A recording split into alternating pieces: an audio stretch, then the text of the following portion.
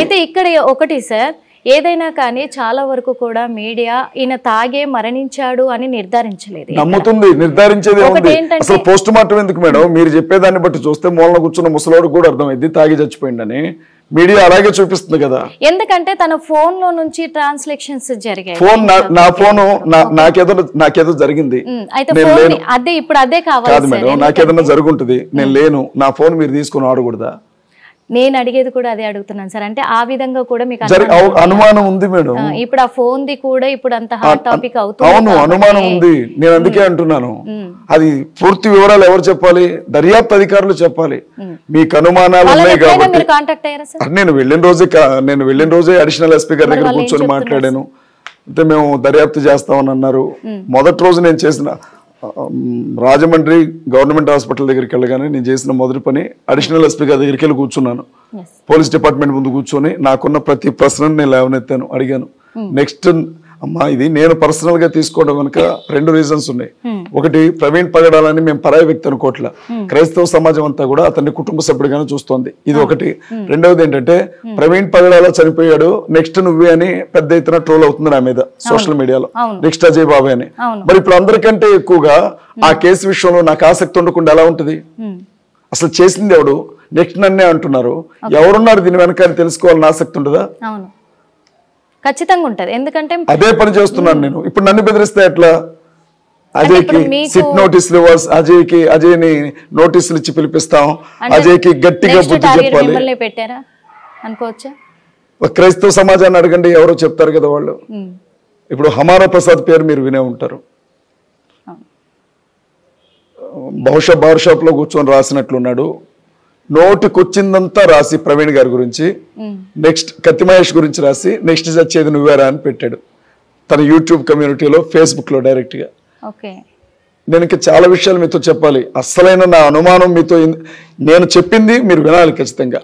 రెండో విషయం ఏంటంటే, ఎవరో బీజేపీ నేత ఒకతను చిన్న తరణి, నెక్స్ట్ చచ్చేది అజయ్ గాడే అని పెట్టాడు. ఇట్లా కొన్ని లెక్కలేనన్ని మెసేజ్లు వాళ్ళ వీడియోల క్రింద, వీడు చావాలి అని. నేను చేస్తే ఏమొస్తుంది? నా భార్య విధవరాలు అయితే తప్ప నీకేమన్నా వస్తుందా? నన్ను చంపి ఏం తీసుకుపోతావు? నా ఆస్తులు ఏమన్నా వస్తాయా నీకు? లేదు కదా. ఇక ఇది హత్య అని మీరు ఎట్లా అనుకుంటున్నారని మీరు అన్నారే, ఎదురులేని సమాధానం ఒకటి చెప్తాను నేను. చూడండి, డెడ్ బాడీ దొరికింది, ఆయన్ని మార్చరీకి తీసుకొచ్చారు. హత్య అని క్రైస్తవులు అనుకుంటున్నారు, యాక్సిడెంట్ అయి ఉండొచ్చని పోలీసులు అనుకుంటున్నారు. మీడియా మొత్తం గందరగోళంగా ఉంది. అసలు ఏం జరిగిందో ఎవరికి తెలియదు, నరమానవుడికి. కానీ హైదరాబాద్ నుంచి సోషల్ మీడియా వేదికగా అనరాని మాటలంటూ, వాడు బాగా మందు దాగి యాక్సిడెంట్ చేసుకొని చచ్చాడు, రేపు పోస్ట్ మార్టంలో కూడా అదే వస్తుంది చూసుకోండి అని రాశారు. అసలు అప్పటికి సీసీటీవీ ఫుటేజ్ లేవు, ఆయన షాప్ కాడికి వెళ్ళింది లేదు, మందు అన్న టాపిక్ లేదు అసలు. ఆయన ఒక దైవజండు. ఖచ్చితంగా పోస్ట్ మార్టం గురించి మాట్లాడారు వీళ్ళు. ఆ రిపోర్ట్ లో మందు దాగాడని వస్తుంది చూసుకోండి అని హమారా ప్రసాద్ మాట్లాడాడు, కరుణాకర్ సుగ్న మాట్లాడారు, వాళ్ళ టీం మొత్తం మాట్లాడారు. ధర్మ మార్గం పేరుతో మాట్లాడే భాస్కర్ రాజు అయితే వాడు మందు దాగాడో డ్రగ్స్ తిన్నాడో ఎవడికి తెలుసురా అనుకుంటూ మాట్లాడాడు.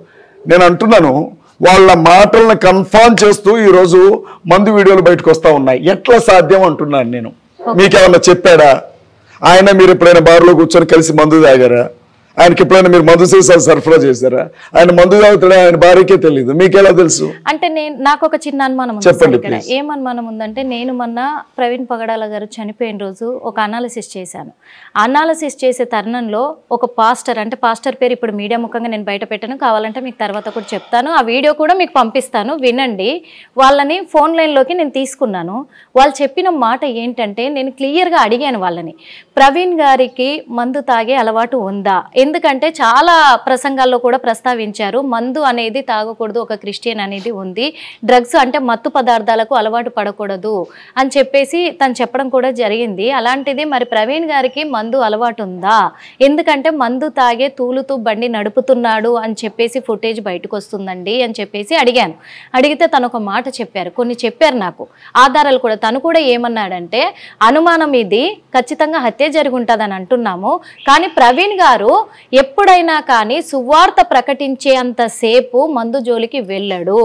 తర్వాత మాత్రము సాయంత్రం అంటే నైట్ పూట ఎవరైనా కానీ తీసుకొని వాళ్ళు లేరమ్మా, అప్పుడు కాస్తో కూస్తో తీసుకుంటాడే తప్ప అంతకు మించి తీసుకోడు. అంటే సువార్త ప్రకటించిందాక తను తీసుకోడు అని చెప్పాడు. ఇది నేను స్వయాన మీకు పంపిస్తాను. ఎందుకంటే ఇప్పుడు మీకు ఇన్ని అనుమానాలు వస్తున్నాయి కదా సార్. ఒక మీడియా వాళ్ళు ఆ ఆధారాలు ఎందుకు బయట పెడుతున్నారంటే తనకు అలవాటు ఉంది మందు అనేది బయటకు వస్తుంది. ఒకవేళ మీరన్నదే కొంచెం సేపు మీరు చెప్పింది అతను వెలిబుచ్చినటువంటి అనుమానమే నిజం అనుకుందాం. ఇంకొకటి తను కూడా కొన్ని చెప్పాడు. అంటే ఇక్కడ షూ మార్ట్ ఉంది, వదిలేసేయండి మేడం, షూ మార్ట్ దుబ్బ వదిలేసేయండి. కొంచెం సెన్స్ ఉపయోగిద్దాం. 6th సెన్స్ కాదు, కామన్ సెన్స్ వాడదాం. నేనున్నా మేడం, నేనున్నా. నన్ను ప్రేమించే వాళ్ళు, అభిమానించే వాళ్ళు ఉన్నారు. రహస్యంగా మందు తాగే అలవాటు ఉందనుకోండి నాకు కొంచెం సేపు అనుకోండి. నా భార్యకి బిడ్డలకి తెలియకుండా నేను మందు తాగుతున్నా అనుకోండి. సొసైటీలో బాగా ఆస్తిపరుణ్ణి, నాకు కంపెనీలు ఉన్నాయి, ప్రపంచవ్యాప్తంగా నాకు అభిమానులు ఉన్నారు అనుకోండి. కొంచెం సేపు నాకు అంత సీన్ లేదు. జనాలు నన్ను ప్రేమిస్తున్నారు.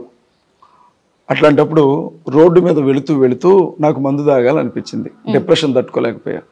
వెంటనే 1,00,000 రూపాయలైనా నాకు వెంట్రుకతో సమానం అన్నోండి ఏం చేస్తానమ్మా, ఏదైనా ఒక హోటల్ బుక్ చేసుకుంటాను.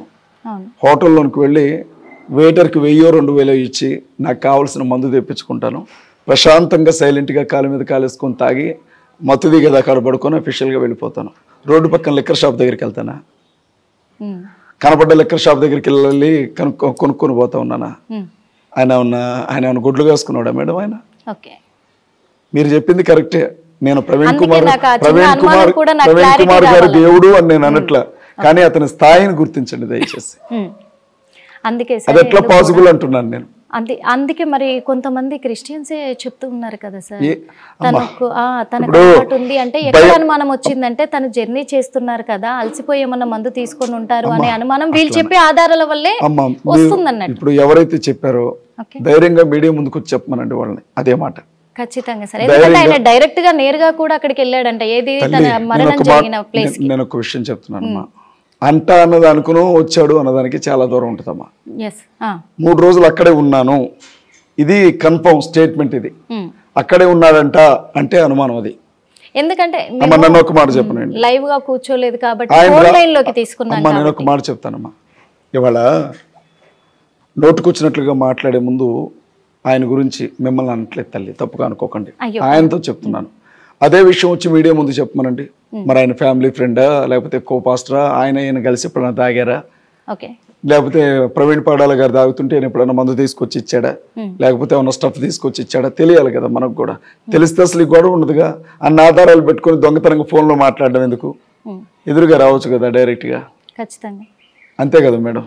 ఇప్పుడు మీరు ఇంత పోరాడుతున్నారు క్రైస్తవులు కదా, ఎందుకంటే మాకు న్యాయం కావాలి, తనను హత్య చేశారు అని చెప్పేసి ఇప్పుడు మేడం ఆయన చనిపోవడం ఒక్కడితోనే ఆగదు మేడం. అదే అంటున్నాను. ఆ తర్వాత చాలా ప్రాణాలు పోయే అవకాశం ఉంది. ఇది కుట్ర అయి ఉంటే లేదు నిజంగా యాక్సిడెంట్ అనుకోమ్మా, ఆయన తలరాత మా కర్మ ఇంతే అని అనుకుంటాం, వదిలేస్తాం. హిట్ టీవీ యాప్, ఇందులో short news, live news, entertainment shows, movies, digital magazines తో పాటు మీ జిల్లా వార్తలను కూడా ఫ్రీగా చూడొచ్చు. అంతేకాదు కేజీ నుంచి పీజీ వరకు విద్యార్థులకు స్కాలర్షిప్ కూడా అందిస్తున్నాం. ప్రతి వారం 10 మందికి లక్కీ డ్రా ద్వారా ఒక్కొక్కరికి 10,000 రూపాయలు అందిస్తున్నాం. ఇంకెందుకు ఆలస్యం, వెంటనే హిట్ టీవీ యాప్ ని డౌన్లోడ్ చేసుకుని ఫ్రీగా ఎంటర్టైన్మెంట్ పొందండి. Hit TV app. Hit TV app. Please download hit TV app. Hit TV app ని ఫ్రీగా డౌన్లోడ్ చేసుకుని ఎంజాయ్ చేయండి. మీకు నచ్చిన ఎంటర్టైన్మెంట్ కోసం హిట్ టీవీ యాప్ ని ఫ్రీగా డౌన్లోడ్ చేసుకుని ఎంజాయ్ చేయండి. హిట్ టీవీ యాప్ ని డౌన్లోడ్ చేసుకుని ఆస్వాదించండి, ఆశీర్వదించండి. ఇంతమంది సెలబ్రిటీలు హిట్ టీవీ యాప్ ని డౌన్లోడ్ చేసుకోండి అని చెప్తున్నారంటే ఎంత మంచి యాప్ ఆలోచించండి. అమెరికాలో చదవాలనుకునే వాళ్ళకి విశ్వసనీయమైన పేరు మన శౌర్య consultancy. UKలో 1 year masters. 2 years work permit up to 5 years visa. Contact Saurya Consultancy. Contact 89851 89851.